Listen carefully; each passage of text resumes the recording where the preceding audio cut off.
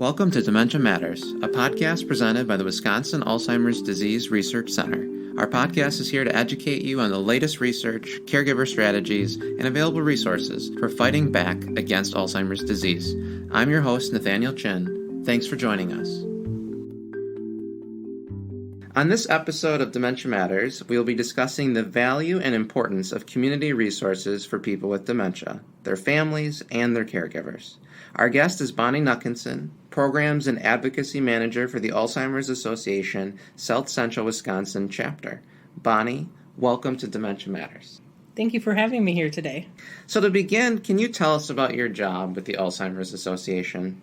Yes, I've been with the Alzheimer's Association for a little over 4 years. I just celebrated my anniversary. Congratulations. Thank you. And before I was actually an employee with the Alzheimer's Association, I was a volunteer for 2 years. And I did community education programs for us out in the community, helping to share the information about what families can do to get support and what are the warning signs. And so what drove you to the Alzheimer's Association in particular? I had always had a love for working with people who were older, and actually when I was in college, I wanted to work with the 4-H program with cooperative extension, and halfway through my graduate degree, I realized I wanted to focus more with an aging population and aging issues. And my great-grandma had Alzheimer's disease, and I was one of her caregivers in middle school. I didn't know that's what I was doing at the time. I thought she made me a meal of canned vegetable soup with the can in the actual bowl. She gave me one of those pre-wrapped, imitation crab sticks, tapioca pudding, and a small can of Sprite, because she didn't know how to actually cook and prepare and open things anymore. And I would keep an eye on her, but it wasn't until a few years ago that I realized I was actually one of her caregivers, and my parents were having me actually help take care of her, not the other way around. And just seeing that we need to care for people, I decided to change my direction, work with more of an aging population with aging issues, and it just all went from there. I really want to help educate people in a non-formal manner. When you speak of education in a non-formal manner, can you walk us through the process after a person's diagnosed with dementia? What happens when you meet with them? Yes, so it really depends on where that person is at in the disease process. A lot of times we know people don't go to the doctor until they are much more in a middle or moderate stage. And so a lot of times we will get referrals from physicians, which kind of help me focus what we're going to do to help a person. But first and foremost, I like to try to meet with the family and the main caregiver in person, so we are able to talk through what is happening. A lot of times caregivers come in with something they really want answered or what they think the situation is, and then after we talk, it's a completely different pathway of what type of resources and support they actually need.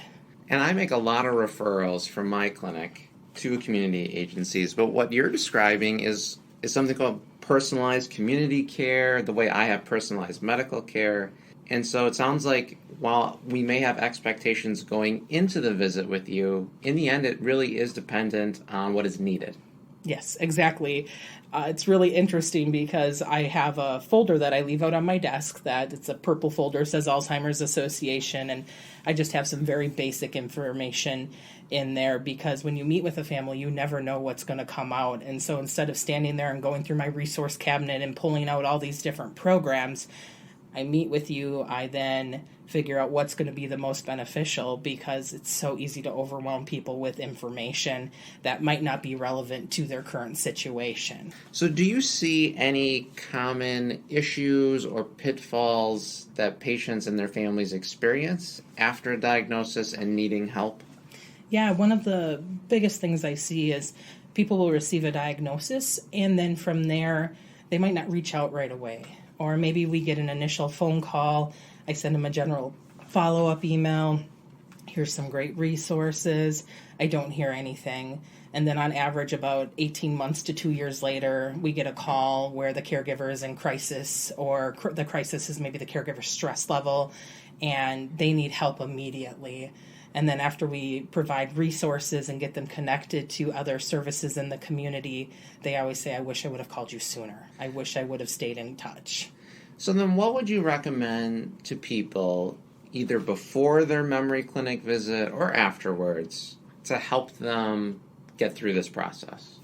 Yeah, I think one of the biggest things is for people to be willing to hear information and to meet people. It doesn't mean you have to take any action, but just to be willing to take suggestions that the physician and the care team give you. So maybe meet with that referral that they provide.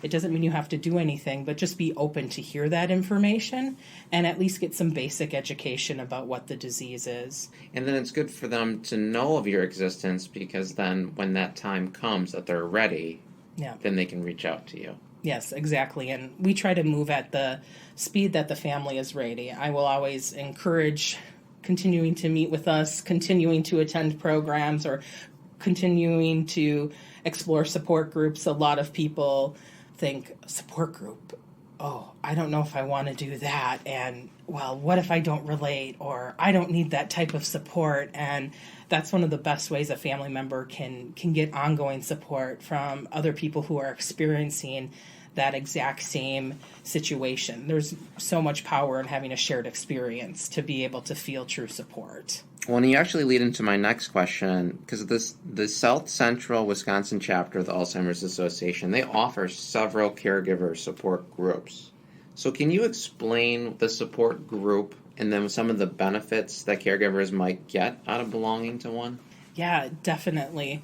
I love when I talk to families and encourage them to go to a support group, but we know that with the way society is today, not everybody has the time to drive to a physical location, sit for an hour, have a structured conversation about what's happening in their life, and then leave and drive the other half hour back home or whatever it might be. So we offer online support groups through Google Hangouts. We offer telephone support groups, and then also in-person groups. Each group is a little different because it depends who the makeup is. And every group, every time is different because you have a different group of people who maybe have been going through different things each month. And is it okay for people to come to these groups with specific questions or looking for help or advice from other people in similar situations? Yes, exactly. That's the main role of the support group, is to be there so people who have a shared experience can get information from each other about what has worked well for them, maybe what hasn't, and that's the best place they can learn is from each other. The idea of reaching people in difficult to access areas, the rural communities, through online and telephone is pretty amazing. Yeah. Are there other ways for people to ask questions, maybe not live? Are there forums that the Alzheimer's Association or other community organizations do? Yeah, one of my favorite things about the Alzheimer's Association is we have a great online presence. And one of our major platforms is called Alz Connected. And it's like an online support group or message board, essentially. And you can meet people within there that you might continue to talk to on a regular basis and then be able to continue to connect with them more. So what other programs are important for people with memory changes, their caregivers, their family members? What are other things that community agencies can do for these people? Yeah, here in the area of the U.S. that I work in, we do a lot of partnership with county resources and trying to work together to provide education programs for families. We encourage families to go to some general education to learn what does the disease process look like, but after that, we want people to really look at legal and financial planning because we know it is important to address those things while the loved one who is living with the diagnosis is able to give their input and say what they would like their care to look like and what their wishes are. So it's important to do that earlier. We work with different law firms, elder law attorneys in the area, and then also the Aging and Disability Resource Center. And we put together the presentation and get everything lined up, but we invite them in to speak since they are experts in that area, so they can help families. And so after a person receives a diagnosis of any form of cognitive impairment, what specific legal and healthcare related issues do you think they should get done or completed right away? One of the first things we want people to do is get their advance directives put in place and to think about who they want their power of attorneys to be and what that looks like. And in addition to healthcare power of attorneys, there is the financial power of attorney, Yeah. which does require an elder or an attorney to do. Yes. Okay, but you would be able to connect people with the right attorney. Yes, that's a lot of times what I do in my job is it's my job to know all of the resources for families, because a lot of times I don't have the actual specific answer or the ability to sit down and walk somebody through a certain legal issue, because that's not my expertise, but my job is to know who are the elder law attorneys that families can turn to.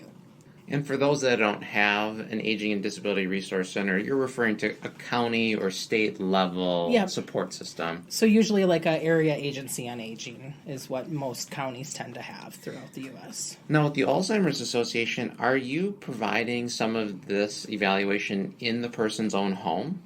Yes. Anywhere throughout the U.S., you might find it a little different based off of each chapter of the Alzheimer's Association. Some chapters have grants where they do very specific long-term management for individuals in meetings. Some chapters, maybe they meet once or twice in the home.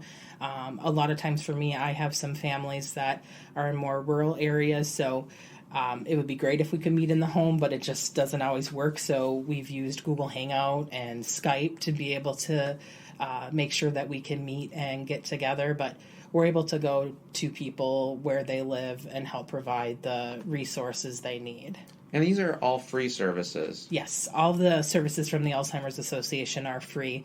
We raise our own funds so that we can have these resources be free for families. One of the services and support groups that I know that you offer in particular deals specifically with people with mild cognitive impairment, MCI. Why did your organization, your region, address this particular group of people, and what do you hope to offer them? Yeah, I think just where we live in the Madison community, a lot of people are going to the doctor maybe a little earlier. And so we have a lot of people who have a mild cognitive impairment diagnosis. And that's not the same as somebody who has an Alzheimer's diagnosis. We don't know if it's going to progress or not. So it's not always appropriate to put those two categories together unless everyone is comfortable. In fact, you are also having a series of guest speakers, of sort of training programs, connection to the research world through your group on mild cognitive impairment. Yeah, we are working with the Wisconsin Alzheimer's Disease Research Center specifically on a program called Living Well with Mild Cognitive Impairment, where we're going to meet quarterly and bring in a researcher on a specific topic and then offer a healthy snack. A lot of people love donuts, but we want to get you some good brain food. And from there, provide some time for basic support for each other, along with education piece and component, and then still to keep people connected to resources and to try to get them or maintain their involvement in research. So another thing that you can offer people with cognitive change and their caregivers is this opportunity for advocacy. Can you speak more to that? Yes, at the Alzheimer's Association, we see people really want to go and share their stories and make an impact. And we know one of the ways we can have the biggest impact is by making change within our legislature, whether that is increased funding for Alzheimer's and other types of dementia research, whether it's through certain policies and bills that can help us. Right now, we are really working on wanting to pass the BOLD Act.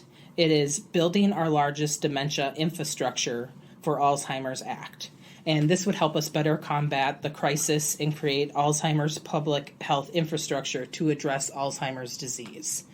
Because right now it is a public health crisis that a lot of people are not aware of. And the more and more we talk to our legislators about this, the more we're going to be able to help our nation as a whole with this health crisis. Well, with that, I'd really like to thank you, Bonnie, for coming in today and speaking about community resources, and I hope to have you back on Dementia Matters. Well, thanks for having me, Nate.